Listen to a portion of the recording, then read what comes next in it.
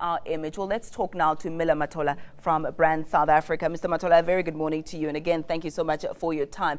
Brand South Africa has taken a big knock. How do we plan on recovering from this? Well, let's put perspective when we say we've taken a big knock. I think first let me start by indicating that these incidents that you have cited are obviously not acceptable, and they do hurt our reputation in one way or the other. But it's important to recognize how the world responds or looks at how South Africa is going to respond. And what's for us is important is the fact that in all instances there's been decisive action and a sense of urgency reflected right from the highest office in the land, from the presidency, right through to the police commissioner. And I think that is what the international world looks at. It does not expect things not to go wrong in South Africa, but it expects to see how South Africans respond when things go wrong. Mr. Matola, I'd beg to differ. I mean, when you look at the Oscar Pistorius case, it made world headlines, and the Hilton Botha bungle, if I can call it that, that made headlines all over the world. You look at this particular incident, the way in which police officers dealt with Mr. Macia, and that also dominated headlines. There was a day when we looked at international media, and all three top stories were about South Africa, the Marikana Commission of Inquiry. We had the second story of the Oscar Pistorius case, as well as this video footage now of the incident in Davidson. That does not bode well for the image of the country.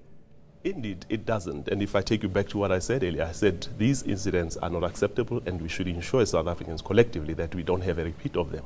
But what I'm also indicating is that the world looks at how you respond to these issues, and that is fact. But what I'm saying is that we have not responded well, if you look at that. Well, that is really a perceptual issue. If you look at it, you give examples of such incidents. Look, let's look at the Sandy Hook incident in America, and nobody has now said that I would not visit America, for instance, or that America is, has a culture of this kind of violence. It is an exception, and we cannot therefore judge the country on the basis of an exception. But and that's why we are saying people expect so much from South Africa because we had this ideal peaceful election in 1994. We're known as the Rainbow Nation. We had so much going for us. The World Cup as well. We did so well there. Do you think people had that expectation that South Africa is this land of promise and hope, and it's growing from glory to glory, and then this? They do, and they still do. And that is why they are going to look to us as South Africans and see how we respond to these things. And I'm saying what is important is to look at the stories that you have said. For instance, the story with Mido Macia is a very unfortunate incident. But what we lose perspective of is the fact that it is the community itself that has actually thrown the spotlight on this matter. And that is what defines South Africans, not the few individuals who have brutalized this unfortunate, poor man.